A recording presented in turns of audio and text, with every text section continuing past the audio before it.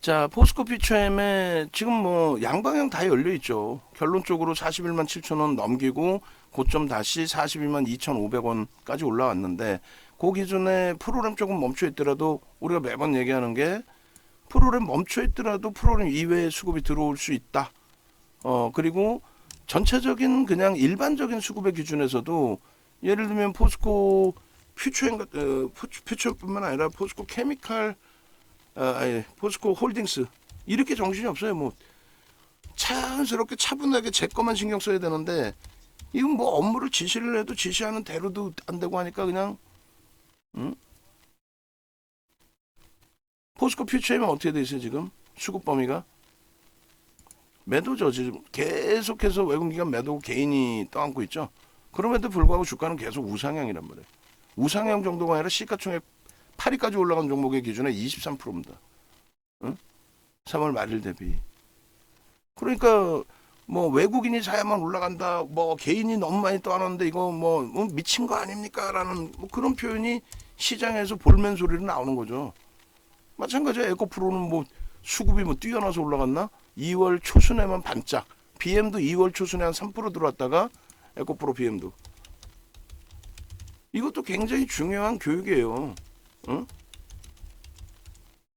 그잖아요. 2월 이후에. 응? 3%예요. 이게 적지 않아요. 3% 들어왔다가 계속 매도거든요. 근데 계속 올라가 있죠. 그러니까 프로그램 수급이 전부 다가 아니고 또 두 번째로 외국 기관 매수가 전부 다가 아니다. 그럼 얘네만 특이해서 그러냐? 거품이어서 그러냐? 그럼 얘는 뭐라고 할 거야? 네이버는. 네이버 카카오는 뭐라고 할 거예요? 응? 네이버 카카오가 언제 뭐 수급이 있어서 움직임이 나왔습니까? 얘가 여기까지 상승할 때 그러지 않잖아요. 그죠? 카카오는요 똑같아요. 시가총액 2위, 3위까지 카카오가 장중에 2위까지 올랐어요. 네이버가 2위로 올라온 게 아니고 네이버가 항상 카카오 우위에 있었는데 가끔 카카오가 네이버보다 시가총액이 높아지는 경우가 있었어요. 그때 기준에 카카오가 장중에 하이닉스를 넘어서서 2위까지 올라온 경우가 있습니다. 자, 이렇게 보시면 어때요? 수급이 다 떠넘겨지면서요, 흐름이죠. 뭐 셀트리온 삼형제 여러분들 좋아하시는데 셀트리온 삼형제 볼까요? 마찬가지. 셀트리온. 셀트리온의 수급 범위가 뭐 언제 뭐 좋아서 올라간 적이 있나? 수급 막 들어오는데 떨어지니까 사람들이 와 수급이 들어오는데 주가가 밀려요. 그리고 이렇게 올라가면 야 역시 누적 수급이 뛰어나요. 아니야. 얘는 공매대차 상환이 엄청나죠. 응? 그리고 또 어때요? 이런 기준에서 코로나19 터지고 난 다음에 그러면서는요. 수급이 꺾여 있는데도 막 올라가. 어? 그러니까 그거를 눈에 보이는 것만 기준 잡지 말고 관여도라고 표현을 제가 좀 해드리는데 수급 관여도 보여드리잖아요. 음? 외국 기관들이 얼마큼의 관여가 있는지 그거 보여드리잖아요. 그 관여된 만큼의 흐름으로 기준을 잡자라는 거예요. 이해되세요? 에코프로나 에코프로 BM이 개인들에게 물량이 떠넘겨졌어도 또 포스코홀딩스가 떠넘겨졌어도 그 관여도가 어느 정도인지를 보고 대처하자라는 거예요. 자 오늘 기준에 어찌됐건 200만 주의 거래 300만 주 이상 주봉으로는 꼬리도 거의 없고 이거를 왜 굳이 차익 실현해야 되나 추세가 이렇게 강한데 라고 생각하실 수 있어요. 당연하죠. 그게 이제 꼬리가 뭐 어마어마하게 내려온 것도 아니고 그래서 최근의 변동성의 기준에 3% 5%까지 잡아놨는데 왜 오늘의 기준에서만 유독 그렇게 엄격하게 전략을 잡느냐? 어? 그 기준점을 여러분들이 좀 의구심을 가질 수 있어요. 그러면 농담이 아니라 여러분들이 이 포스코 퓨처엠에 대해서도 이렇게 기계적으로 대처하시면 돼요. 기계적으로. 진입에 대한 가격이 얼마에 됐어요? 41만 5천 원에 됐습니다. 그럼 41만 5천 원 진입 가격 대비해서 얘는 2, 3% 밀려야 탈퇴가 될 겁니다. 2, 3% 밀리면서 거래가 둔화되면 그때 탈퇴가 될 거예요. 그럼 그때 기준을 잡아서 여러분들이 탈퇴가 되면 차익 실현하셔도 된단 말이죠. 윤정도는요. 주관적인 생각을 조금 더 넣어서 기계보다 윤정도가 오늘 같은 경우에는 조금 더 생각을 해서 기준을 잡아 드려야겠다. 그러면 그 기준을 기본적으로 그 기준을 따라오시고 아니야. 왜 갑자기 어제까지는 3% 5% 잡다가 왜 오늘의 기준에서는 그냥 그렇게 1%로 촘촘히 잡았어. 그럼 1%의 기준이 아까 어떻게 됐었어요? 초록으로 보내드려서 분명히 초록으로 여기는 선택할 수 있어. 그러면 40만 8,700원, 40만 8,500원이 이탈되면 거기서부터는 실질적인 차익 실현이에요. 그러면 지금의 기준에서도 똑같이 설정하시면 돼요. 응? 등락률 최고점 대비해서 1%더 올라왔고, 그리고 저는 공식적으로 절반은 정리된 것으로 설정하겠습니다라고 했어요. 지금에 와서 더 올라갔다고 난 정리 안 됐어요. 아까 초록이었죠. 그냥 다 100% 갖고 있는 걸로 할래요. 이것도 무리수가 있어요. 나 차익 실현 안 했는데 어떻게 할까요? 말씀드린 것처럼 대처 하시면 돼요. 1%, 2%, 3%뭐 이런 식으로. 근데 변동성이 더 이제 확장이 됐으니 10% 이상으로 확장이 됐으니 그러면 이제부터는 이렇게 잡겠습니다. 초록으로 안 할래요. 이렇게 할래요. 저는. 근데 여러분들은 아니야. 3% 5%로 잡자. 지금까지 들어올린 게 굉장히 많은 수익이기 때문에 굉장히 높은 수익이기 때문에 뭐 나는 많이 밀려도 괜찮을 것 같아. 이렇게 생각하실 수 있습니다. 그럼 요자락에 이제 누적적으로 하루 변동률에 대한 오버슈팅이냐 아니냐 했을 때는 하루 변동률에서는 제한적인데 주간 단위라든가 지난주의 기준으로 따졌을 때 누적적인 범위는 단기간에 지금 50% 이상 올라왔거든요. 단기간에. 뭐 4거래일, 3거래일, 4거래일 뭐 이런 기준에. 거기에 또 한 가지 불편한 거는 뭐가 불편해졌어요? 뭐가 불편해졌어요? 여러분들 뭐가 불편해요? 오늘 어제 포스코 인터내셔널, 포스코 DX 차익 실현 했어요, 안 했어요? 차익 실현이 손절했어요, 안 했어요? 손절했죠. 그들의 변동률이 불과 3, 4거래일 만에 얼마씩 나와요? 거의 100% 가까이 나와버렸단 말이에요. 100% 전후 넘긴 것도 있고.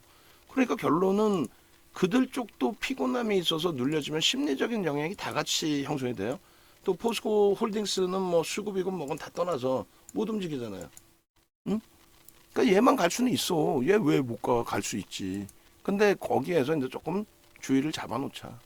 그러면 아까 초록색으로 왔으니까 나는 빨간색이 될 때 기준을 잡을래. 혹은 나는 지금 프로그램에 매도가 형성돼 있으니 이제는 놓치지 않고 차익 실현의 기준을 잡을래. 그럼 얼마예요? 41만 6천 원이 이탈되면의 기준이 되겠죠. 그럼 세 차례가 아니라 이제는 두 차례로 설정을 합니다. 그렇게 해서 포스코 퓨처엠 현재 기준에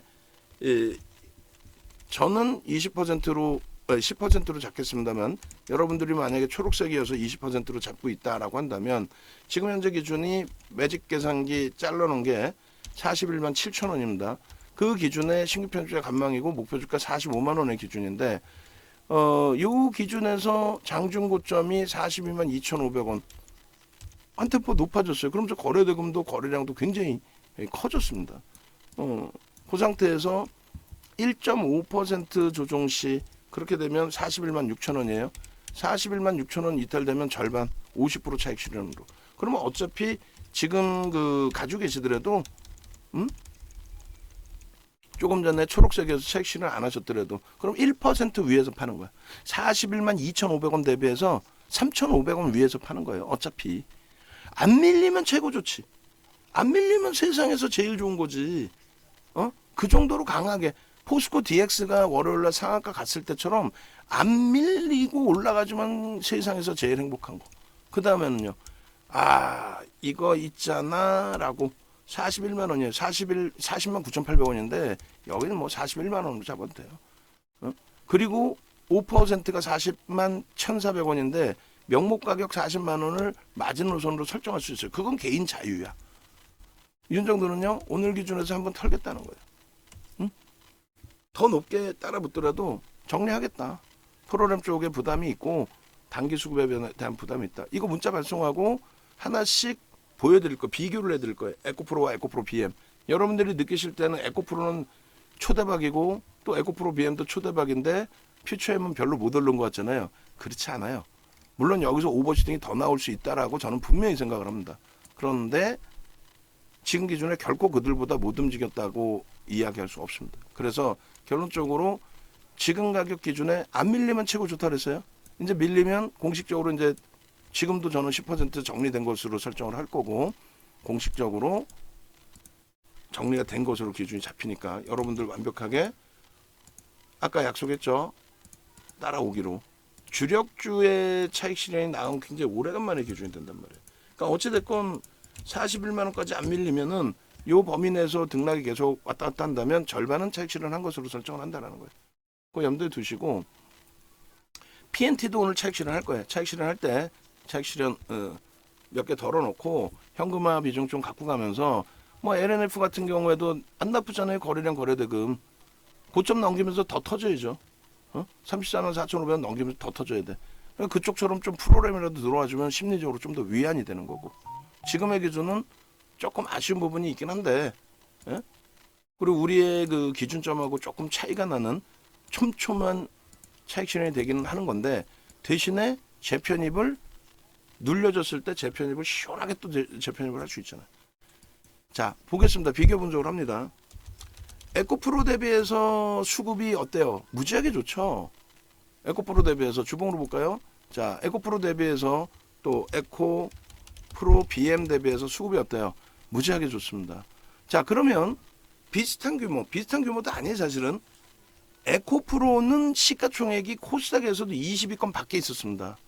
에코프로는 지난 7월 기준에 시가총액이요 63,000원 기준 잡으면은 얼마요? 2조가 안 됐어요. 2조가 안 됐단 말이에요. 1조 몇천억, 20위에도 없었어요. 그러니까 뭐 가벼우니까 시가총액 원체 가벼우니까 그러니까 올라온 폭이 더 크다라고 볼 수 있죠. 1조 6천억, 1조 6천억, 16조가 아닙니다. 1조 6천억이에요. 1조 6천억짜리 지금으로 따져도 100%, 1000% 뭐 템버거? 그렇게 올라온 거죠. 얘하고 뭐 비교를 한다? 뭐 그렇게 해도 상관없어요. 근데 우리는 어떻게 했어요? 작년에 이 수익범위 다 가져가고 10월 정점 찍었을 때 옮긴 게 포스코 퓨처엠입니다. 그죠? 그러면 시가총액 1조 6천억짜리 비교하지 말고 포스코 퓨처엠, 이때가 포스코 퓨처엠 시가총액 얼마? 9조 원대에서 9조. 9조 원대에서 7월 28일 날 GM사의 수주 공시가 나오면서 어떻게 됩니까? 그러면서 그날 하루에 19% 올라온 거예요. 그날 하루에. 결론적으로는 포스코 퓨처엠이 이 당시에 10만 원만 잡아도 7조 7천억. 7조 7천억 7월 8일 날. 그죠? 그리고 7월 28일 날 9조일 때 주가를 들어 올려서 하루에 19% 들어 올리면서 주가가 쭉쭉쭉 빵빵빵 이렇게 된 거예요. 이때. 그러고 나서 크게 밀린 것도 없이 쭉 갑니다. 그리고 10월 달에 에코프로를 팔아서 얘로 옮기고, 그러니까 에코프로는 7월부터 10월까지 갖고 간 거죠. 4달. 그리고 전량차익 실현 재편임 4번 하고, 그러고 나서 전량차익 실현 이후에 여기서 퓨처엠 들어가서 이렇게. 그리고 에코프로는 어떻게 했어요? 여기서부터 이렇게 조정을 받았고, 에코프로 BM 마찬가지고 여기서부터 이렇게 조정을 받았고, 얘는 그 조정받는 구간 속에서도 뭐 이렇게 조정이 아니라 이렇게 조정을 받은 거죠. 그 구간 속에서도 강세 뛰고 마지막에 이제 조정을 받았는데 일시적인, 그리고 고점 대비해서 20%대 수준. 올라온 거는 뭐 10만 원에서부터 150% 올려놓고 20% 조정이면 그게 조정입니까? 솔직히 역부입장이 안 나온다 그랬죠. 안 나오는데 그런 기술적 분석도 못하는 애들 얘기 듣고 계시면 뭐하냐고 윤정도 얘기했잖아요. 소름 돋지 않아요? 포스코 퓨처엠 한번 볼까? 뭐를 4월 17일 날 방송 자료가 그러면은 133회차인가요? 그리고 134회차로 기준 잡아볼까? 이거 캡처해서 같이 뿌려주세요. 연구원 머릿속에는 이런 게 들어가 있어야 되는 거야. 연구원 머릿속에는 원고 작업하는 분 머릿속에 있는 내용보다 연구원 머릿속에는. 그리고 두 번 다시 방송 녹화할 때 이런 얘기 안 나오게끔 지금 이 순간부터는 대표가 시키는 기준에서 모든 걸 다 하세요. 전화 받지 말라고 그렇게 하루 종일 얘기했는데 장 끝나고 전화 드리면 되잖아. 지금 이조은 장의 무백스 상한가 그걸 마케팅을 하고 그걸 같이 기준 잡고 내일도 방송의 기준을 잡고 포스코 퓨처엠 이렇게 날아가는데 이 기준에서 하다못해 머릿속에 들어가 있어야 될 거 아니에요. 방송 원고가.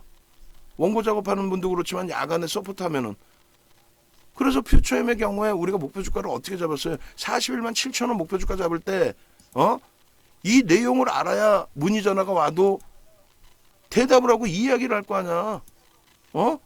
아니 어느 사람이 28만 4천 원까지 밀려 내려가는데 지난주 수요일이에요. 28만 4천 원까지 밀려 내려가는 흐름 속에서 어느 누가 이 포스코 퓨처엠을 29만 6,500원에 매수 사인을 줄 수 있냐고. 줄 수 있어요, 여러분들은? 여러분들도 주식 하시는 분들이신데 매수 사인 줄 수 있냐고. 농담이 아니라. 못 주죠. 그거에 연구원 머릿속에 있어서 연구원이 이게 윤정두입니다 라고 얘기를 할 수 있어야 되는 거예요.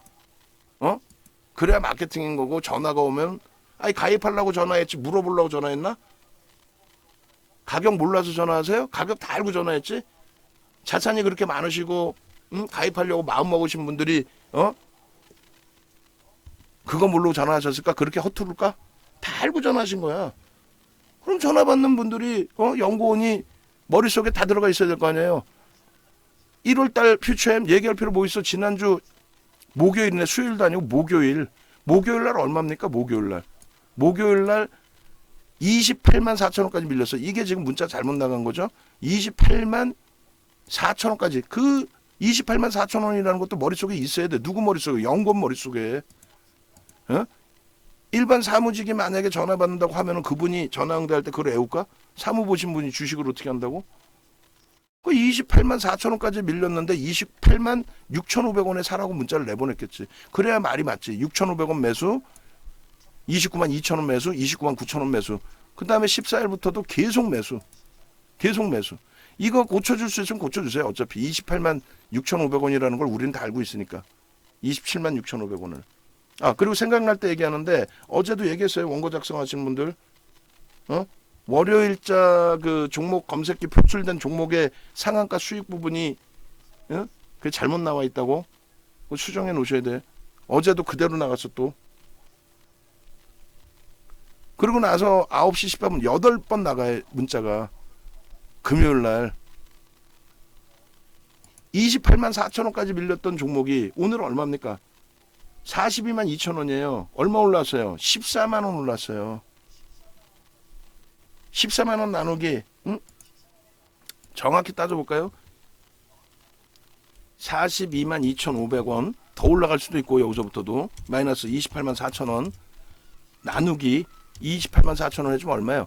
48.7% 올랐습니다. 시가총액 10위까지 올라온 종목이 10위까지 올라온 종목이 금요일 날로 기준 잡으면 목요일 날로 기준 잡으면 금, 월, 화, 수 4일 만에 시가총액 10위까지 올라오는 게 48% 올랐다고.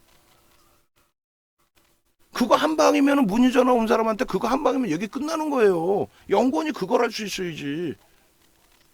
전화 받고 정신없는 게 아니라 산만해가지고 이거저거 정신 뺏기는 게 아니라 야간에 방송 보니까 이렇게 했지. 그걸 배우는 거 아니야?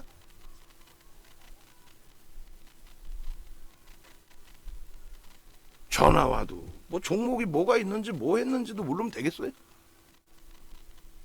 머릿속에서 딱 나와가지고 이 문자 사인의 기준뿐만이 아니라 이 문자 사인의 기준뿐만이 아니라 뭐가 있어요? 목표주가 설정 범위가 윤정두가 정신 나갔나? 아니죠.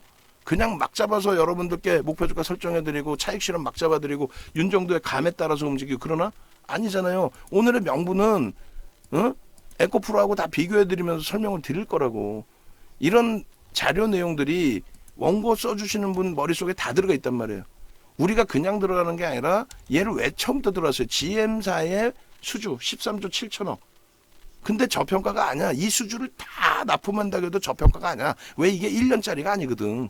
시가총액이 지금 30조로 훌쩍 넘겨요. 10이라고.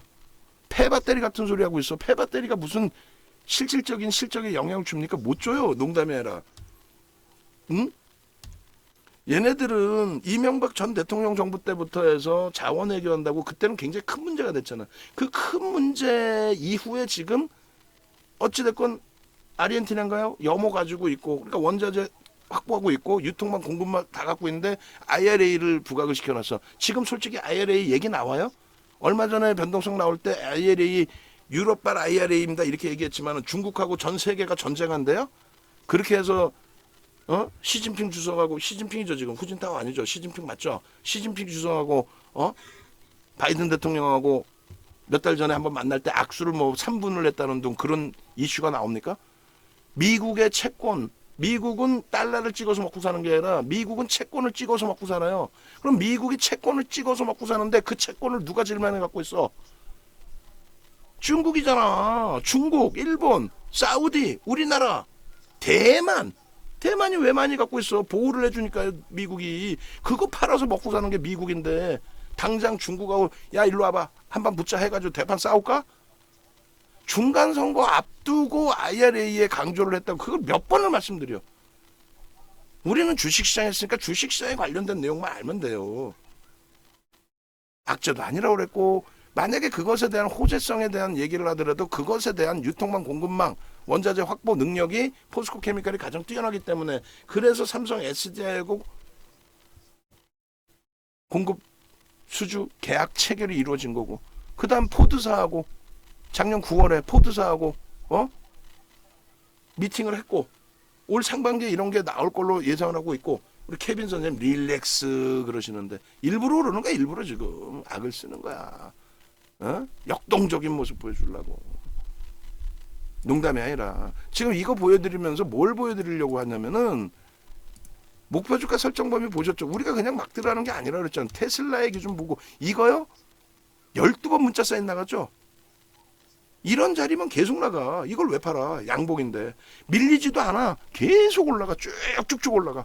밀리지도 않아. 쭉쭉쭉 올라가. 지금 오늘 뭐 솔직히 3% 밀렸어? 안 밀렸어. 윤석열가 엄살 부리는 거야. 3% 안 밀렸어 아직도. 고점 대비 3% 밀리려면 좀 전에 올려드렸잖아요. 얼마? 지금 조금 전에 고점이 갱신됐으니까 41만 원 이탈돼야 돼. 지금 41만 5천 원 공방이에요. 안 밀렸어. 엄살 부리는 거야. 다만 밀리면 정리하자라는 기준을 설정해 드린 거고. 그죠? 뭐 어찌됐건 절반은 겁이 나서 또 혹은 밀려서 정리되신 분도 계실 수 있고 저도 아까 초록색이지만은 뭐 정리 기준 설정합니다라고 말씀드렸고 이렇게 되면 안 판다니까. 근데 정점의 인식에 슬슬 잡히잖아. 그 정점의 인식에 대해서 또 설명을 드릴 거라고. 좀 기다려 보시라고. 테슬라 시가총액 6위, 5위까지 형성돼 있던 테슬라가 고점 대비 70%씩 빠져요.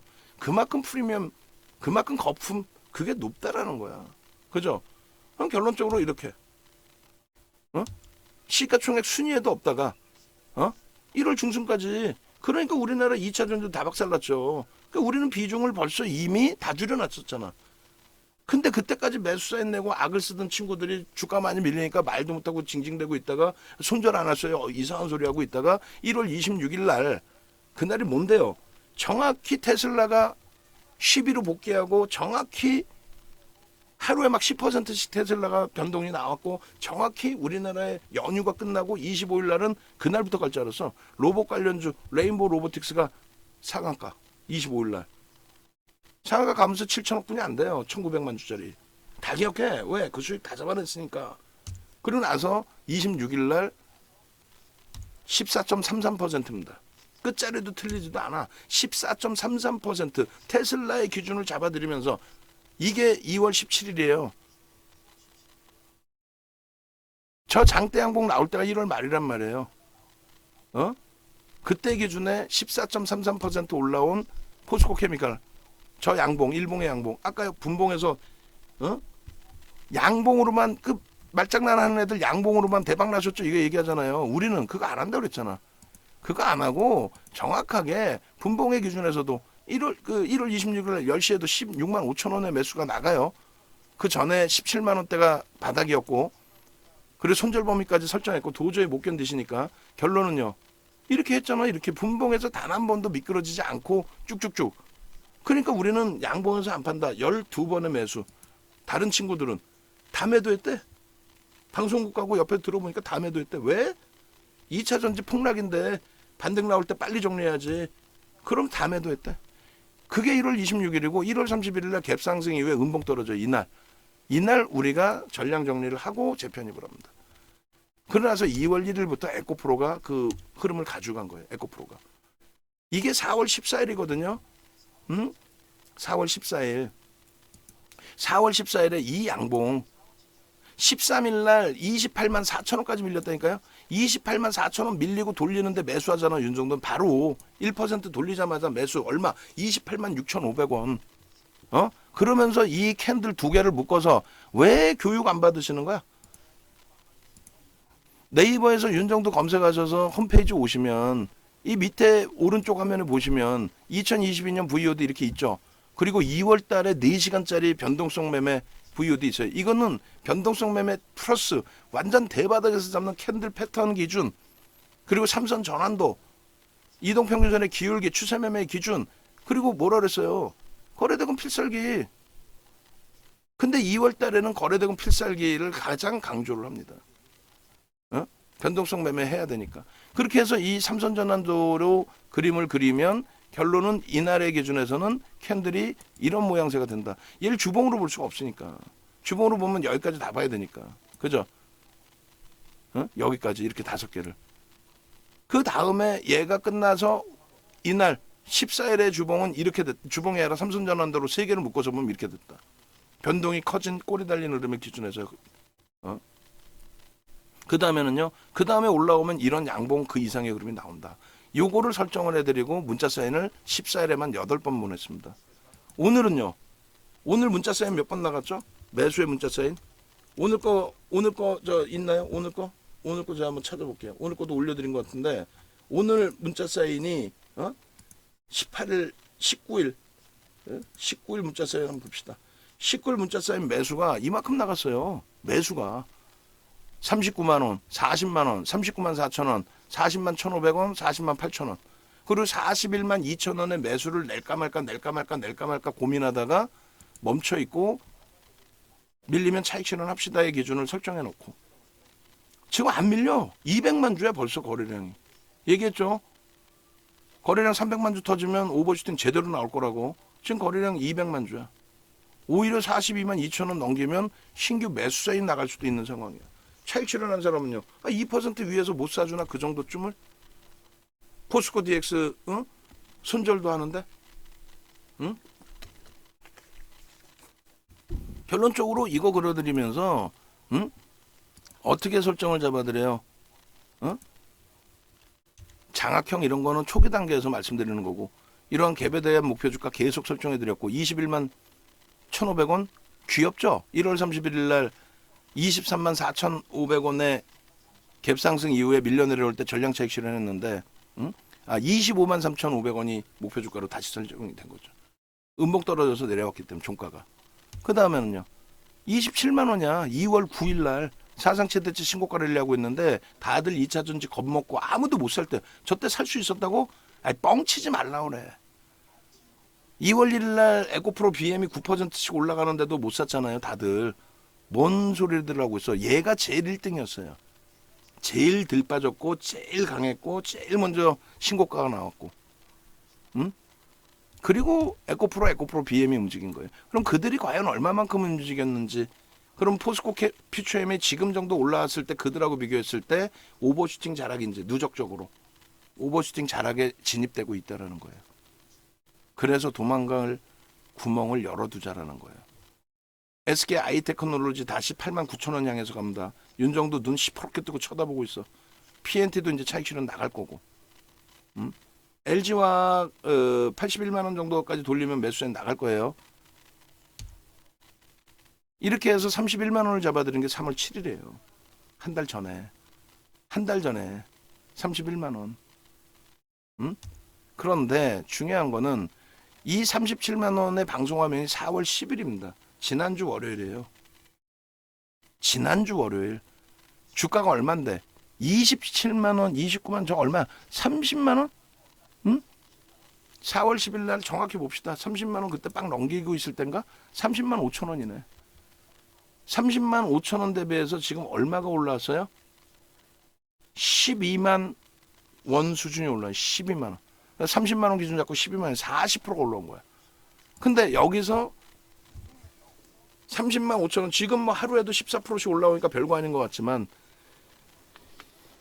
30만 원이면 시가총액 20조가 넘는 종목이에요. 시가총액 14위, 15위 하고 있을 때예요. 우리나라 시가총액 14위, 15위. 14위, 15위 하고 있는 종목에 대해서 20% 37만 원 올라올 수 있다. 그것도 당장 이번 주, 다음 주라도 거래 터지면 바로 전날이 에코프로가 28.5% 올라온 날이에요. 80. 그 다음 날 82만 원 올라간 날이에요.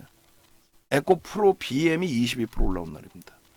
그러니까 그 근거를 가지고 저 목표 주가를 설정을 잡아드린 거고, 자 여기서 또 한 번 오버슈팅한다, 오버한다. 32만 5,500원이 4월 14일 지난주 금요일입니다. 41만 7천 원 넘겼어, 안 넘겼어요?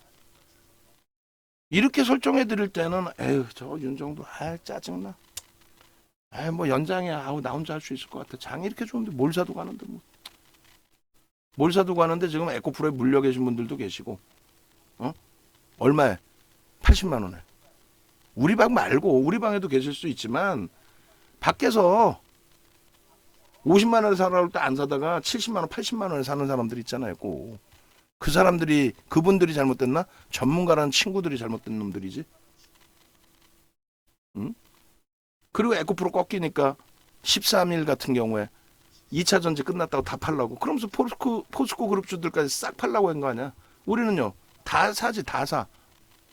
그냥 막 집어 삼키지. 그냥 막 꾹꾹꾹꾹꾹. 맛있다 맛있다 하면서. 41만 7천 원이요. 저것이 그냥 저 흐름을 그냥 멋부리려고 여러분들께 올려드린 그 목표 주가 설정 범위 수익이냐고요. 아니죠. 그 목표 주가가 다 넘겨진 겁니다. 그 목표 주가가 넘겨졌는데 목표 주가를 또 넘기고 또 윗방향으로 설정을 할까? 그 고민 속에서 4월 17일 날 여러분들께 차트를 그려드립니다. 얼마요? 45만 6천 원의 차트를 그려드립니다. 기억나세요? 연구원 기억나세요? 원고를 쓰는 직원도 이런 걸 기억을 한다고. 연구원이 이것도 기억 안 나면 뭔 개뿔이나 전화를 받고 가입하셔야 됩니다. 수익 같이 잡아내셔야 됩니다. 이런 얘기를 어떻게 감히 할 수 있나? 전화나 붙들고 앉아요. TM이나 돌리는 거지 그러면? 윤정두가 연구원 뽑을 때 TM 돌리라고 뽑았어요?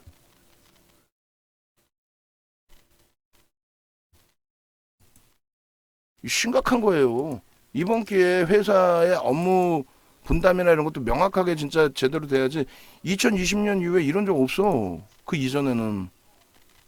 회사 운영이 몇 년째예요? 22년째인데. 체계화 안 돼 있는데 스스로들 직원분들도 마찬가지야. 체계화가 안 돼 있으면은 안 창피해? 우리 회사 멋들어지는 회사입니다. 외부에 나가서도 체계가 잡혀 있습니다. 우리는 업무 분담 딱딱딱 정해져 있습니다. 그렇게 되는데 뭐 이거 하다 저거 하다가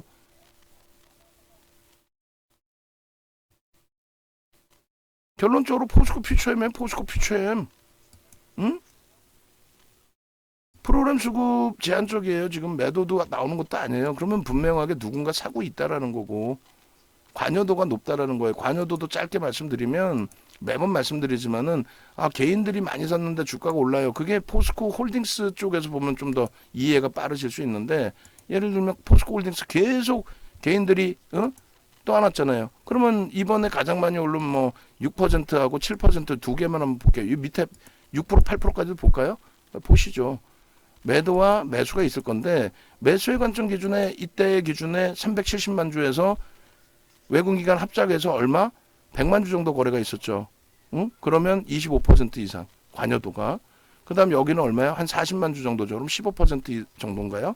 그리고 7%의 기준에서도 얼마? 외국기관 합산하니까 70만 주 정도. 20% 정도죠. 마찬가지 여기도. 이게 무슨 말인지 이해가 되셔야 돼요. 현대무백스의 경우에 오늘 상한가 갖고 우리의 종목이지만 제가 생각할 때는 시가총액 5천억 정도 수준이면 액티브 쪽, 외국계 액티브 쪽에서 관여할 가능성이 있어요. 근데 그게 월등히 높지 않단 말이야. 뭐 추정치이긴 합니다만 아직까지는 추정치예요. 장 끝나고 봐야 돼요. 5,700만 주에 제가 볼 때는 아무리 많이 관여를 해도 500만 주 관여 안 한단 말이야. 10%란 말이에요. 무슨 말인지 이해되세요? 전체 거래량 대비해서 여러분들이 생각할 땐 대형주는 외국인간 위주로 다 돌 것 같잖아. 아니에요. 전체 거래대금, 시장의 거래대금 보시면요. 이렇게 돼 있어요. 자, 시장에 오늘도 하루에 외국인과 기관에 의해서 움직입니까? 거래 대금의 비중이 20%, 12%뿐이 안 돼요. 전체에서 32%입니다. 그나마도. 대금으로 따지니까 거래 대금으로. 소형 잡주 거래량 나와봐야 거래 대금이 얼마 안 되잖아요. 대형주 위주에서 기준이 잡히니까 거래 대금 기준에서 비율이. 이해되세요? 이게 이해가 돼야 된다니까요. 개인들의 매수 매도가 많아. 근데 방향성은 누가 잡아요? 메이저가 잡습니다. 그리고 또 한 가지 이왕 보는 거에서 또 한 가지 보시면은 방송 보지 마세요. 그냥 윤정도 시황만 들으시고 케이블 TV 뭐 하려고 봐. 공중파만 보세요. 공중파에서 아유 뭐 사상 최대치 신고가 랠리 나왔다 이러면 그냥 뭐 그런갑다 해요. 유럽이 지금 사상 최대치 신고가 랠리잖아. 이거 뭐라고 얘기해요? 아 개인들이 매수해서 시장을 들어올렸다. 아우 정신 나간 친구들 그냥 막 그냥 진짜 케이블 TV 생길 때부터 또 예전부터 그냥 그게 전혀 틀린 말은 아니지만은 그게 맞는 말이냐고. 이날 같은 경우 4월 7일 날 외국인과 쌍끌이로 시장 견인했습니다. 전혀 틀린 말은 아니지만은 오늘의 기준에서도 보세요. 외국인이 1조 6천억 매수하고 1조 7천억 팔았어요. 그중에 600억이 매도 우위로 잡힌 거예요. 한 명이야? 그리고 한 종목이야? 수많은 외국계 기관 투자자들의 매수 매도가 1조 6천억 7천억 중에 600억 정도 수준이 그냥 매도로 보였을 뿐이에요. 방향성을 위로 줬느냐 아래로 줬느냐 그것만 따지면 되는 거예요. 외국인이 600억 매도했지만 방향성을 위로 매도를 위에 걸어놓고 윗방향에 매수를 주는 그런 흐름이 없기 때문에 시장이 강세를 띠는 거지. 안 그래요? 그조차도 이해가 안 되시면 안 돼. 그러니까 윤정도 하고 같이 가시자고 얘기를 하는 거예요. 그러니까 프로그램 쪽의 경우는 외국인들이 대부분이에요. 그냥 왜냐하면 외국인들이 선물이라는 거는 프로그램의 선물이라는 거는 현물이 아니잖아요. 없는 거를 바탕으로 하죠. 먼 미래의 가치를 매매하는 거잖아요. 그러니까 그걸 유동성 공급자라고 그래가지고 LP 역할을 누군가는 해줘야 되는데 그걸 외국인 기관 투자자들이 해줍니다. 그걸 해주면 거래소에서 수수료를 받아가잖아요. 그 수수료의 상당 부분을 LP에게 줍니다. 근데 우리나라 기관에서는 능력이 솔직히 딸려요. 선진기법을 따라가지 못해요. 그래서 외국인들의 선물 매수 매도가 이렇게 7만 9천 계약, 7만 7천 계약 매수 매도 일으키는 거예요. 아까는 그냥 시장 기준에서는 개인들의 거래 대금 기준이 높잖아요. 그죠? 이런 거를 지금 잠깐 얘기했다고 다 알아들으실 수도 없고 다만 우리 윤정두가 똘똘한 윤정두구나. 우리 머슴 진짜 제대로 잘 뒀어. 요 정도만 이해하시라고 말씀드리는 거예요. 솔직히 얘기하면은. 코스닥은요. 개인들 거래대금 비중이 어때? 82%죠. 왜? 시가총액이 개뿔이나 뭐 유가증권 시장은 5분의 1이잖아요. 응? 그 기준에서의 흐름인 거야. 응? 이해되세요? 대형주의 위주에서 그나마 코스피 쪽의 기준이 코스피 시가총액 2천조의 80%가 대형주거든요. 그러니까 외국 기관의 점유율이 32%로 나오는 거고 코스닥은요. 개인들이 82%가 돼버리는 거고 외국 기관 해봐야 17%뿐이 안 돼요. 그러니까 종목별로 놓고 보면 대형주의 관여도가 굉장히 높고 우리가 검색했던 이런 무백스 같은 종목까지도 관여 비율이 낮다는 얘기야. 애경 케미칼이 지금 9천억이죠. 9천억인데 이쪽마저도 아마 관여율이 그렇게 높지 않을걸요. 뭐 그나마 높네. 얘는 300만 주면. 관여율이 높았네. 시가총액이 작으면 작을수록 관여율은 뚝뚝 떨어집니다. 그러니까 앞뒤 분간 못하고 대처할 수밖에 없단 말이에요. 그냥 하다못해 시가총액이 2조 6천억짜리 포스코 DX까지도 상한가를 하는데 변동에 대해서 대처를 못해서 우리 손절까지 해버렸잖아요. 어쩔 수 없잖아. 응?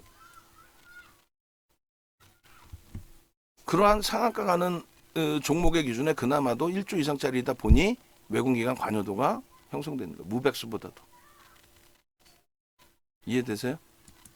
그런 기준점을 설정을 해서 놓고 보셔야 되는 거예요. 그리고 결론적으로 지금 퓨처엠의 경우에 프로그램이 매수가 들어왔든 뭐 매도가 나왔든 큰 물량이 아니기 때문에 얘처럼 뭐 대놓고 막 40만 주 또 막 장중에 100만 주 이런 물량이 아니기 때문에 그렇게까지 심각하게 버거운 수준은 아닙니다.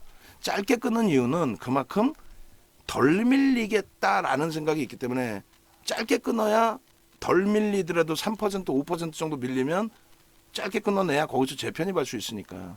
근데 원체 강한 애들은 거기까지 또 밀리지도 않아요. 응? 그럼 뭐 일부 뺏기더라도 나머지는 갖고 갈 수 있다고 우리도.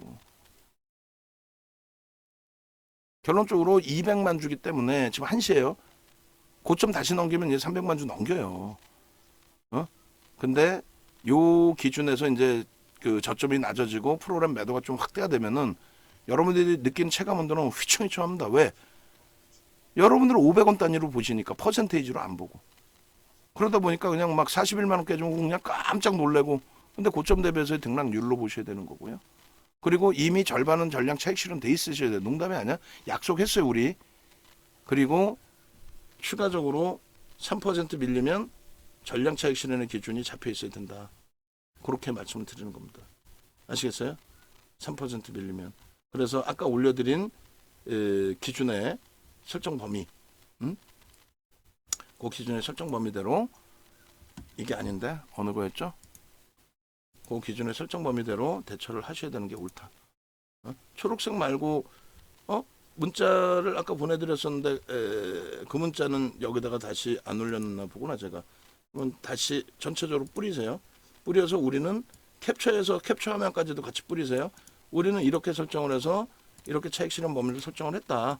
외부에 계신 분들도 따라 하시려면 따라 하셔라. 우리는 41만 6천 원에 1차 차익 실현이 절반 이상이 된 거고 41만 원 깨지면 전량 차익 실현하고 재편입 구간을 고민을 해보겠다. 안 밀리면 안 파는 거지. 안 밀렸는데 왜 미리 다 팔아? 양봉인데. 내가 외부에 볼 일이 있어요. 그러니까 외부에 볼 일이 있으신 분들은 예약 매매 하시라고 그랬잖아요. 종목 검색기 활용하셔서 예약 매매 하시고 퓨처엠 지금 진입 이후에 0.7, 0.6%뿐이 안 빠졌어. 그럼 이걸 기준 잡아서 차익 실현 범위를 설정하셔도 되고 얘가 탈퇴 신호가 나오면 1시 이후의 기준에서 1시 이전까지만 놓고 볼 종목에 애경케미칼 또 떴죠. 현대무백스 때 떴죠. 무백스 떠서 또 7%인데 원래 얘 6%에 떴잖아요. 그러니까 그런 기준점만 잘 잡아대시라고. 그 기준만. 그리고 전략 부분을 말씀을 드렸잖아요. 전략 부분에 대한 교육을 월말에도 해드릴 거고 연구원분들 월말 교육 그 기준도 잡으세요. 그러니까 연구원이 할 게 많아. 교육 강좌도 해야 되고 언제까지 새로 오신 분도 계시고 하는데 언제까지 전화 받고 앉아 있을 거야. 빨리빨리 인수인계 하라고. 교육해드린다고 약속해놓고 왜 교육 안 해드려? 일정이 왜 안 나와 지금까지? 그냥 막 그냥. 결론적으로 지금 그 DB 쪽에서 준 그 저기도 좀 주세요 저한테. DB 쪽에서 준 전략 자동 매매에 대한 전략 있죠. 그 교육 자료도 저한테 한번 주세요. 다운받아 놓고 나중에 회원분들께 설명드려야 되니까. 그러니까 자동 매매와 알고리즘 매매와 이런 걸 기준 잡으셔야 돼요. 매수는 잡아드리지 못해요. 그렇지만 매도는 여러분들이 장사하실 수도 있고 사업하실 수도 있고 또 운동 나가실 수도 있고 그랬을 때에 나 수익 보전해줘. 포스코 퓨처엠이 계속 지금 고점 행진인데 나 최소한 수익 보전은 해줘. 뭐 고점 대비 이만큼 밀리면 차익 실현 해줘. 그거는 지정할 수 있단 말이에요. 그 전략을 4가지는 설정할 수 있어요. 그 4가지만 설정해도 여러분들이 나 지금 나가야 되는데 어떻게 하라고. 그럼 지금 다 팔려는 거야? 어떻게 하라는 거야? 그잖아. 답답하시잖아. 그 전략을 배우시라고요. 종목 검색기에서 종목 발굴되는 것만 배우는 게 아니라. 그리고 등락률에 대한 범위를 설정을 다시금 보면 에코프로에 대한 부분이 이렇게 돼 있잖아요. 와 얘는 대박 올랐어요. 얘만큼 올라가고 싶어요. 그거는 시가총액의 규모의 차이가 발생돼 있기 때문에 어쩔 수 없다. 10만 원 넘기면서 이제 시가총액이 이때 10만 원일 때 기준에 얼마에 2조 5천억. 그러면은 그 코스닥 시장의 시가총액 기준에서도 10위권대에 놓여진 기준이란 말이에요. 10위권. 시가총액 2조 5천억이면 코스닥 놓고 보시면 10위권 정도가 지금 이제 많이 올라서 2조 5천억. 그리고 이제 그때는 뭐 10위 안에 들어왔을 수도 있는데 아니에요. 아마 제 기억에 맞다면 10위 그 전후에서 맴돌고 있었을 거예요. 어찌됐든 그렇게 돼 있고 지금은 이제 뭐 완전히 그냥 붙박이 잡혀 있는 2위 범접할 수 없는. 그리고 에코프로 BM이 1인데 얘가 29조란 말이에요.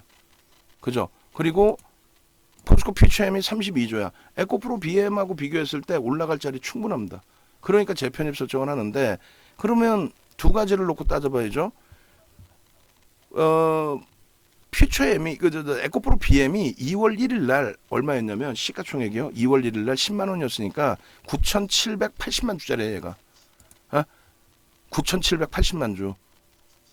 그러니까 9,780만 주짜리니까 에코프로 BM이 2월 1일 날 저점이 10만 5천 원, 저가가 9만 9천 원이네요. 그럼 10만 원 잡으면 되네. 그죠? 그럼 10만 원 기준 잡고 요 주간 단위 캔들 기준에 10만 원 기준 잡으면 얘는 10조 수준이었어요. 10조. 그럼 포스코 퓨처엠은 7,740만 주짜리인데 2월 달에 그 1일의 기준에 20만 원 잡으면 15조네요. 그죠? 그러면 최대폭을 단순 논리로 그냥 따지는 거예요. 윤정두가. 에코프로 BM 대비해서 50% 시가총액이 위에 놓여지는 흐름. 얼마요? 45조. 현대차를 넘겨버립니다. 에이, 말 같지도 않은 소리 하고 있어. 아무리 그래도 그렇지 어떻게 포스코 퓨처엠이 현대차를 넘깁니까? 시가총액을. 그렇게 생각하시죠? 어? 셀트리온의 시가총액이 현대차를 넘겨서 가지고 있었잖아요. 그거 보여드려요? 보여드릴게요. 11월 11일 날 셀트리온이 21년 11월 25일 날 21년 11월 25일 날 셀트리온의 시가총액이 44조, 시가총액 5위와 6위를 왔다 갔다 했습니다. 그리고 나서 12월 7일 날 5위로 올라옵니다. 56조를 형성하면서. 응? 지금 이걸 많이 뛰어나서 그러나? 볼게요 쭉.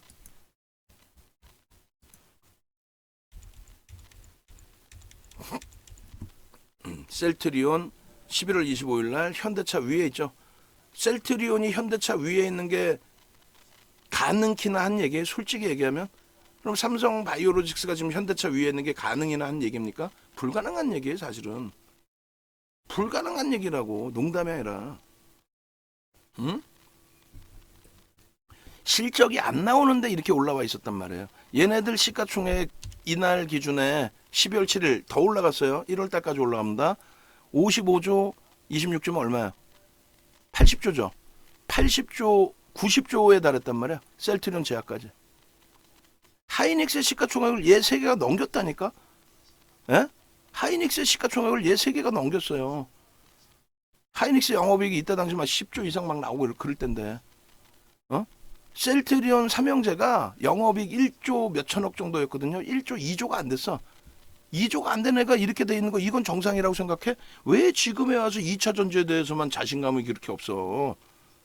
그러다가도 2차 전지 또 여기서 더 날아가면은 그때 또 엉뚱한 자신감에 에코프로 편입하는 것처럼, 엉뚱한 자신감에 어제 같은 날 코스모와 거래도 안 터졌는데 들어가는 것처럼, 엉뚱한 자신감에 레인보우 로보틱스 정리하자 해도 거래도 없는데 지금 쥐고 가는 것처럼 레인보우 로보틱스 계좌 검사 다 할 겁니다. 농담하는 게 아니라 싹 파세요. 어제 안 파셨으면 오늘 다 파세요. 거래되면 없는 건 다 파는 거예요. 기다려줄 만큼 기다려줬잖아. 그죠? 결론적으로 이럴 때 그 자신감 갖고 가시고, 그 이전의 흐름에서 네이버, 카카오가 얼마까지 올랐어요? 시가총액. 이 흐름 속에서 이게 2020년이고 2021년 기준에 나와 있는 게 있나 모르겠네. 2021년 기준에 시가총액 상위 종목군 그거 나중에 찾아서 보여드릴게요. 2021년도 기준에서 거래대금이 아니라 시가총액 기준으로. 그때 네이버 카카오 2위 3위까지 올라온 게 그게 정상입니까? 카카오뱅크는. 근데 매매하셨잖아요. 지금의 시가총액 셀트리온 없어. 10위 안에 없어. 어? 셀트리온 겨우 14위예요. 14위. 15위? 14위? 14위. 시가총액 3위였던 애가 14위. 왜 막연한 자신감 갖고 가? 그리고 왜 얘는 못 간다 생각해? 얘가 45조 못 갈 것 같아요? 포스코홀딩스, 포스코가 시가총액이 2위였어요. 2007년도에. 한국전력이 99년도에 1위였습니다. 잘 판단하세요. 포스코 퓨처엠 농담하니까 45조까지 간다라고 봐요. 농담해라. 그게 오버슈팅 잘하기라고 저는 판단합니다. 45조까지 갑니다.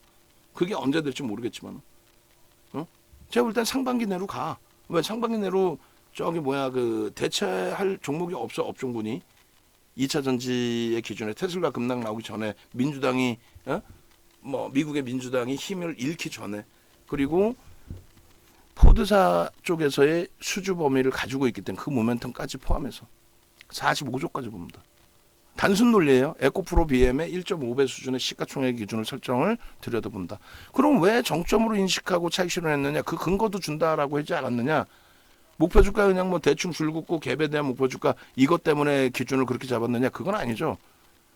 에코프로의 시가총액 변동률의 기준을 잡아서 대처할 수는 없으니 에코프로 BM의 시가총액의 기준의 변동률의 기준을 설정해서 들여다놓고 보자. 그 기준을 설정한 겁니다. 에코프로 BM이 대략 한 250% 뭐 이렇게 올랐단 말이에요. 근데 250% 이렇게 올라왔는데, 그러니까 300% 올라온 거죠. 사실은 그 300%까지 안 되는구나. 9만 원의 기준에 정확히 따져볼까요? 한번 놓고 봅시다. 계산 한번 해놓은 거. 31500 마이너스 9만 원 나누기 9 해주면 250%. 그렇지, 250% 맞네. 그럼 250%죠. 그러면 250%를 다시 150%로 나눠줄게요. 1.5로. 뭔 소리냐면은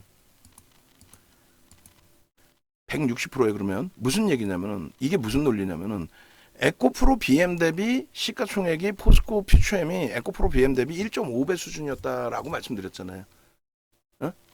에코프로 BM이 10조 할 때 포스코 퓨처엠이 한 15조 정도 했어요. 물론 한 17조 정도까지도 볼 수 있어요.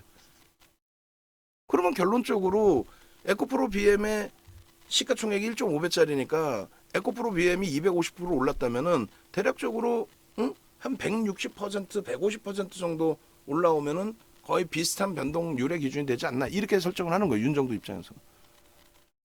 에코프로 BM이 올해 들어서 250% 올라올 때 에코프로가 올해 1월 저점 대비해서 올라온 폭 10만 5천 원 대비해서 82만 원이니까 대략 700% 올라온 거예요.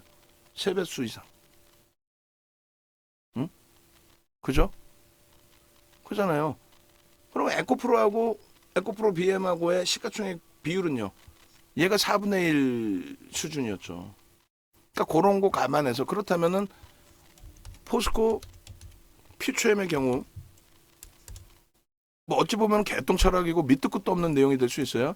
지금 얼마에 132% 올라왔죠. 거의 150%다 올라온 거예요. 160%까지 가겠다? 오케이, 열어놓으면 돼. 이해되세요? 시가총액 10조짜리가 100% 올라왔다면 시가총액 20조짜리는 50%만 올라와도 그래. 물론 그 차이는 조금 더 날 수는 있어요.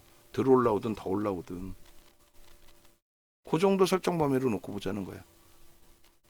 네? 같은 비슷한 기준에서의 종목. 막연하게 그럼 SK 이노베이션도 그렇게 올라와라. 그건 아니지. 왜? 거래가 안 터져 있잖아. 거래가 터졌을 때. 뭐 막연하게, 예를 들면은 지금의 기준에서 막연하게 LNF도 그러면 올려주세요. 얘 시가총액 3이었는데 얘도 거래대금 터지라니까. 터지면 되지. 오늘은 안 돼. 어제 270만 주 터지고 오늘 140만 주가 뭐야. 우리가 따라가긴 했지만 짜식 말이야. 확 치고 올라가야지. 근데 아직은 시간이 있단 말이에요. 1시 10분이니까. 1시 10분이니까. 고점 빠바박 넘기면 얘도 200만 주 때 훌쩍 넘깁니다. 그럼 200만 주만 넘겨도 전일 거래대금 수준으로 올라와요. 250만 주 와버리면 전일 거래대금 넘기죠. 내일 한번 또 시간이 또 있잖아요. 또 터지면 돼. 그렇게 해서 순환성 들여다보면 돼. 그럼 얘가 여기서부터 거래가 막 터지기 시작해. 예를 들면 그럼 LNF와 에코프로 BM하고의 시가총액 비중의 차이가 어느 정도였는지 그거만 또 고민을 해보면 되는 거예요. 그죠? 에코프로 BM이 10조 할 때 얘가 바닥 찍을 때 얼마 계산해 줘 보세요. 그러면 같이 계산해 봅시다. 36 곱하기 17. 얘는 6조였네. 60% 수준.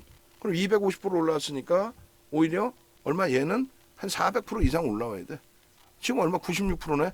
여기서 아니 속된 표현으로 미친 듯이 쭉쭉쭉 올라갈 수 있어. 어떻게? 테슬라발 뭐 어떤 내용이 나오기 시작해? 그러면 움직일 수 있지. 그런 설정 범위입니다. 아시겠어요? 그래서 포스코 피처엠 마감 이후에 더 보겠지만은 거래량 끝내줍니다. 근데 오늘 이제 마감 때까지 변동이 확장돼야지 이러고 있으면은 뭐 250만 주, 260만 주. 어제 수준만 터져도 거래대금은 어제보다 월등히 높은 거고요. 내일하고 모레 거래가 아무리 안 터진다 해도 거래 정지당하지 않는 한 주봉으로 거래대금 다 터뜨리는 거고요. 그렇기 때문에 추이 추세는 무조건적으로 위로 계속 볼 수가 있고요. 아시겠죠? 그래서 이렇게 밀려 내려오면 땡큐 고맙습니다 하고 재편입할 겁니다. 아시겠어요? 주간 단위에서 보고 충분히 된다. 근데 다음 주에 거래가 둔화된다? 그러면 마지막 물량은 어떻게 한다? 손절할 수 있다. 그러니까 일찍부터 같이 움직이셨어야지. 매번 말씀드리잖아요. SK SK 바이오사이언스도 그냥 폭등 나오고 마케팅 무지하게 해야 되겠지. 안 하겠어요? 윤정도만큼 이렇게 센 종목들 제대로 잡아주는 사람이 우리나라에 어딨어? 그러니까 무지하게 마케팅 하겠지. 이때 기준에. 보름 만에 더블 났습니다. 13주짜리 27조 7천억입니다. 방송 맨날 갖고 왔을 거고 여러분들 멘토는 이런 거 못 잡았죠? 여러분들 멘토가 여기 잡아주셨습니까? 못 잡죠? 우린 다 잡습니다. 이런 데서 잡습니다. 여기도 잡습니다. 하루에 문자 사인 8번 나갑니다. 이때도 4번 나가고 4번은 차익 실현하라고 계속 문자 때립니다. 그리고 재편입하고 마지막 물량 손절 안 하고 잘 빠져나왔어. 최악의 경우 뭐 손절될 수도 있겠지. 그래서 뒤도 안 들어봐. 왜? 거래대금이 없으니까. 근데 저때 돼서 들어가서 다들 죽는단 말이에요. 그러니까 좀 일찍 들어오시라고. 지금 영상 보시는 분들도 이게 끝이다고 생각하지 마시고 유럽이 사상 최대치 고점 내리고 미국이 폭등 내린데 폭등이에요, 농담해라. 그럼 우리나라도 신고가 랠리 나온다고 생각하셔야 되는데 그렇게 되면은 뭘 사도 다 가요. 그 중에서 우리가 수익률을 극대화하자 그 기준이잖아. 그럼 지금도 늦지 않았다는 건데도 꼭 보면은 마케팅할 거 다 하고 여기서 끝자락에 때 이럴 때 가입해요. 그리고 이럴 때 탈퇴해요. 이럴 때 원금 회복하는데 마지막에 들어오신 분들도 그러고 나서 2번 다시 안 쳐다보죠. 왜? 거래대금이 없으니까. 근데 여기서 들어가서 여기까지 죽는다니까. 그리고 지금 다 퇴출돼 있지. 누구 때문에? 지금도 방송 나오고 있는 그 쓰레기들 때문에. 무조건 사세요 하는 애들 때문에. 안 돼요. 그러면 마지막 자락에는 손절도 할 수 있는 이 양당 물고 손절도 할 수 있는 그런 기준이 잡혀야 되고 기회가 왔을 때는 공격적으로 편입의 설정도 잡으셔야 되고 공격적으로 편입 설정 잡았는데 갑자기 이게 아니다 싶으면 정례 기준도 설정할 수 있어야 되고. 포스코 피처엠 어찌됐건 절반을 뺏겼습니다. 절반을 뺏긴 거고 나머지 절반도 41만 원 이탈되면은 전체 포트에서는 제로 베이스 그리고 바로 따라붙을 겁니다. 근데 막무가내로 따라붙지는 않을 거예요. 그러니까 이번 주에는 이제 주간 단위로 놓고 보면서 좁은 공간에도 좀 따라붙긴 할 텐데 일단 전량 차익 실현 그리고 나머지 부분의 흐름들 기준 잡을 텐데 복수전을 기준을 우리가 잡더라도 복수전을 기준을 잡더라도 뭐 예를 들어서 우리가 가장 많이 망가지는 것 중에 하나가 뭐 사실상 인터내셔널이나 DX 쪽에 복수전을 하고 싶은 게 우리의 욕심인데 얘 11,400원부터 그러니까 신노는 1,770원에 나왔잖아요. 1,770원에 나와서 19,000원대까지 올라와서 90% 수익 나는 종목인데 얘도 마찬가지예요. 24,000원에 신호가 나오고 34,000원까지 올라와서 40% 이상의 단기 수익이 나왔는데 일단은 단기 과일 지정 예고예요. 그리고 얘도 지금 투자 경고까지 들어가 있습니다. 단기적으로 급등 폭등이 나와서 얘는 9,000원대부터 나온 거죠. 어찌됐건. 결론은 뭐냐면 얘네가 꼭 아니어도 된다는 거예요. 얘도 있잖아. 오늘 조금 거래가 어제보다 둔화돼서 아쉽지만 수급은 일단 들어와 있고. 그 다음에 또 누가 있어요? 얘도 있잖아. 그동안 속색이었는데 오늘 최근 거래일 대비해서 거래가 터지잖아요. 그럼 얘가 아직 기준 거래랑 안 맞는데? 그럼 PNT가 있잖아. PNT의 거래가 어제 최근 거래일 대비 터져줘서 하루 더 보면서 6만 원 이상을 보자라고 했고, 그 흐름을 내일 한 번 더 오버슈팅 볼 수 있어요. 더 이상 거래가 안 나온다면 정리하겠지만. 그래 종목은 많다라는 거예요. 종목 무지하게 많다. 하다못해 종목 없으면 오늘 같은 경우에 1조 이상짜리가 별로 안 나왔죠 지금. 응? 터질 땐 막 한 6종목도 떠 있는데 전체 종목으로도 좀 제한적일 거예요. 그리고 또 한 가지는요.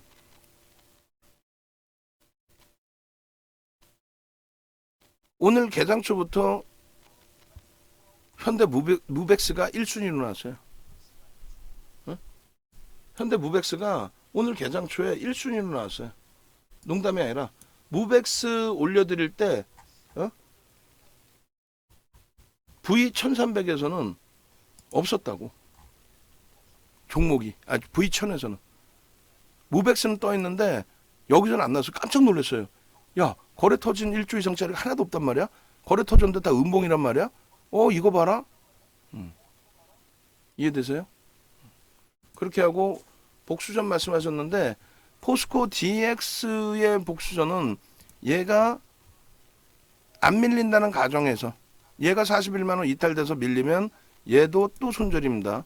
그 손절까지 감안해서 들어갑니다. 그리고 7,200원이 어찌됐건 공식적인 손절 가격이었단 말이에요. 7,200원, 17,200원이 공식적인. 그래서 그 밑에서 사는 거는 프로그램 쪽에서 50만 주 이상의 매도에서 37만 5천 주로 줄었고 포스코 퓨처엠이 다시 조금씩 움직여주고 지금 거래량이라면 포스코 퓨처엠 고점 또 넘길 수 있어요. 농담이 아니라 또 넘길 수 있습니다. 그러면 얘는 17,000 지금 뭐 16,960원이 그 마지노선이잖아요. 그럼 여기서 뭐 전저점이 이탈되더라도 나는 어차피 들어간 거 손절 범위 뭐 3% 잡겠다. 그럼 그 기준 둘 중에 하나 잡아놓고 대처하시면 돼요. 요 정도 수준이면은 뭐 나머지 아이 테크놀로지나 이런 쪽이 다 오늘 긍정적이기 때문에 그럼 17,150원 기준 잡고 오늘 저점 이탈되는 구간인 뭐 1.5%? 좀 좁나요? 그럼 3% 잡고 하루 더 들여다보시더라도 나쁘지 않다. 그렇게 설정을 잡아드립니다. 그렇게 해서 문자까지 발송하는 것에 대한 기준은 포스코 퓨처엠 쪽의 흐름을 볼 건데 퓨처엠이 벌써 고점 넘기는 흐름까지 나오면 얘는 벌써 쭉 뻗어 올라가 있겠죠. 그래서 비중 5%에서 일단 한 번 더 복수전의 기준을 문자를 설정을 하겠지만은 이거 무지하게 혼날 수 있단 말이에요. 지금 신규 가입자가 은근히 계세요. 신규 가입자 은근히 계시는데 야 주자마자 어제는 포스코 인터내셔널 손절이고 오늘은 얘 손절이고 퓨처엠 왜 안 사셨어요? 이러면 퓨처엠은 무거우니까 안 샀지 그러신다고. 혼은 윤정두가 다 나는 거야. 윤정두가 혼이 나더라도 이렇게 잡아놓고 오버나잇 할 수 있는 범위에 뭐 5% 기준에서만 설정을 잡아서 대처하는 걸로. 그리고 퓨처엠의 흐름에 고점이 넘겨지는 흐름이 나오면 고점에 따라붙지 않고 일단 10% 차익 실현한 걸로 그대로 묶어두고요. 나머지 10% 가져가면 되는 거니까. 그리고 이쪽에서 그러면은 뭐 레버리지 효과를 보면 되죠. 5% 들어가서 퓨처엠 변동률보다 얘가 더 커지면 복수전도 하고 퓨처엠에서 차익 실현했던 부분에 대해서 이쪽에서. 그리고 이제 퓨처엠이 밀려서 얘도 밀리면 얘는 손절, 퓨처엠은 이제 수익 확정. 그렇게 되면 뭐 무난할 것 같습니다. 그렇게 해서 뭐 7,100원일지 뭐 7,100 뭐 40원이 될지 50원이 될지 그 정도 범위면 복수전 기준을 설정할 수는 있다. 다만 한번 손절을 했던 상황이기 때문에 물론 뭐 차익 실현 어마어마하게 했죠. 근데 가랑비에 옷 쫓는다고 계속 이제 기준을 그렇게 설정을 하면 부담이 될 수 있어요. 그래서 얘도 부담이 됩니다. 그래서 그냥 이것만 올려드릴게요. 이것만. 아시겠죠? 라이브 방송에서 들으셨으니까 동시적으로 이렇게 보시면서 대처가 되시는 분들은 또 나는 기계적으로 대처할 수 있어 하시는 분들의 경우에만 이렇게 자 올려드립니다. 영상이 무슨 뭐 1시간이 넘어갔어요. 이거 메인 영상으로 쓰시면 되겠습니다.